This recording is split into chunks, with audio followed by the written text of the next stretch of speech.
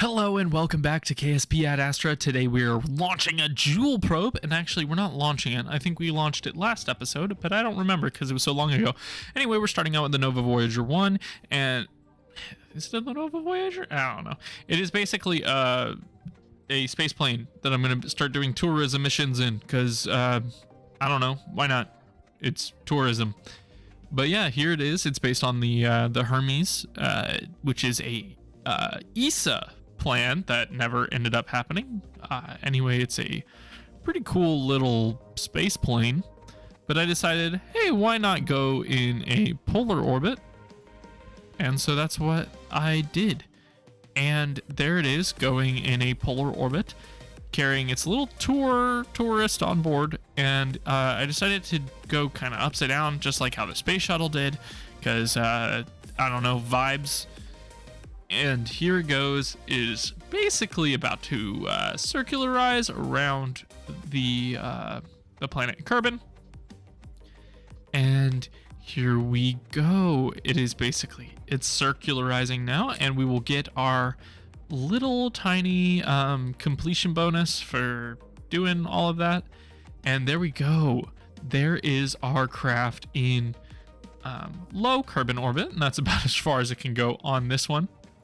I wanted to see if I could get a rendezvous with the space station, but it wasn't really worth it. So I opened everything up and I spun us around so we could get some sunlight. And there we go. We will orbit the planet, and after a little while in orbit, so we can get the contract done, I decided let's deorbit this thing and return down to the surface. Now, I didn't do it at exactly the right time. If I had stayed up just for a little while longer, I would have been able to deorbit it over the KSC and would have been able to land at the KSC. But I didn't want to do that. I wanted to just have a fun little time with it, and I didn't really want to wait any longer. So here we are, coming in real quick. We did just pass the KSC, I believe, but here we go. We are deorbiting. We're going in really hot, but that's okay because this craft can tolerate the heat pretty well. And here we are, pitching up through the atmosphere, going really fast. And now we are going to glide down to the surface. Now, I don't really want to land on something that's not flat. So I see those little lakes over there to the right, and I was like, oh, I can land at those, no issue. But also this craft kind of falls out of the sky like a brick, so it doesn't really glide that well. And I had to turn on the engine just to kind of get over to the lakes. But it's not really an issue. I'm going to land in that big old lake over there. And we're going to fly over a little city-looking thing, even though it's not actually a city. It's just a thing to make it look like there's a city there. And we're going to fly over it, and we're going to land in the lake, just narrowly avoiding the city. Just kind of like that one movie where the space shuttle lands in just past the Dodgers field or whatever. I don't know what the movie is, but I saw a clip the other day. But here we are. I had to speed up just so we could be safe on landing, and there we go. Now we have Hermes L5, which is going to be in the L5 Lagrange point around the Mun. And yeah, I'm launching it from the old KSC, which I found out I can do. And so I did that. It's launching from the old KSC, the OG KSC. And it's at a fun little, inclination, so I just thought it would be fun to do. Why not? So we're basically going to put it in the Mun's L5 Lagrange point, where it will basically give permanent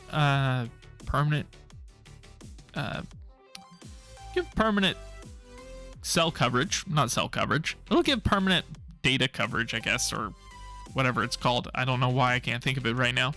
It'll give permanent coverage over one side of the Mun, and it will allow us to do anything on that side of the Mun.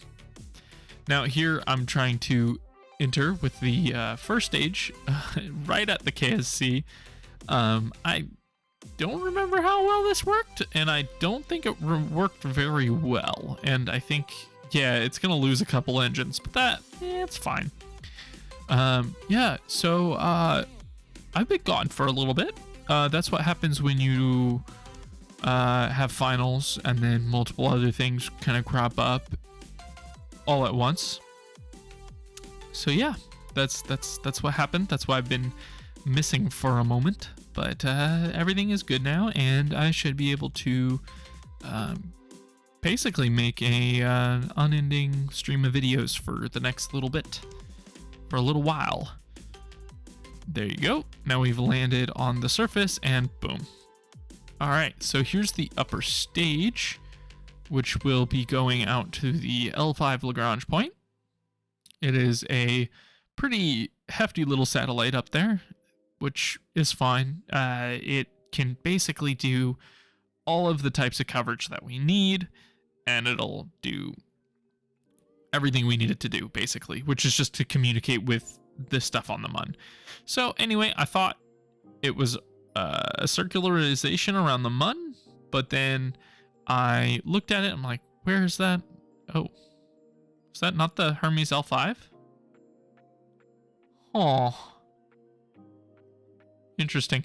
I don't know what's going on here, but it doesn't really matter. We'll see where this one goes, because I recorded this so long ago. Maybe this is the Hermes L5, because I don't know what that last one was. Huh. Anyway, here we are, currently blasting off super quickly into orbit. Yeah, this is the Hermes L5. This is it. This is the hefty little satellite that could. And here it is, basically going into orbit. Doing its little circularization burn, and there we go. It is officially in orbit, and now it is going to fly out to the Mun's L5 Lagrange point, which is just kind of following the Mun around the Mun, or around Kerbin.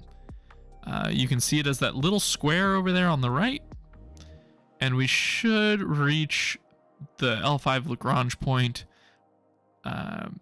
when we are in the Mun's orbit, or at least be very close to it, and then we will do all the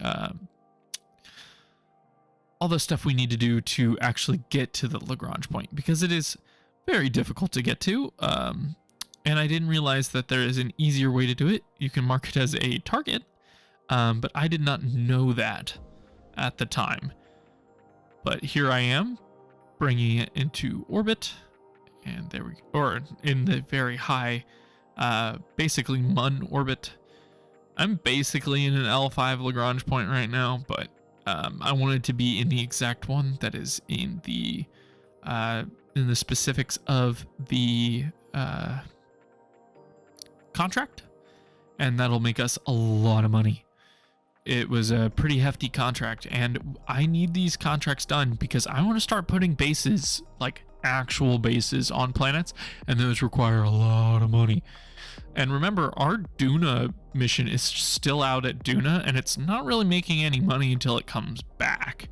So yeah, we're waiting for a little while until those guys come back, and then we'll get a lot of money. And then we'll probably send up a better ship to do the Duna missions with. But I think I want to start a manufacturing plant. I think I'm going to start it around Minmus, and so I'm going to start launching a lot more Minmus missions in the coming days, or in the coming months. So yeah, here we are. Just trying to figure out how to get onto the L5 Lagrange point, which is fine. It's kind of difficult. Yeah, and I don't really have anything else to talk about. What else do I want to talk about? A lot of stuff, a lot of cool space stuff has happened recently. Like Jared Isaacman being probably going to be the NASA, like the head of NASA. That'll be pretty cool. We saw glimpses of the inside of the first module of Gateway. That was pretty cool.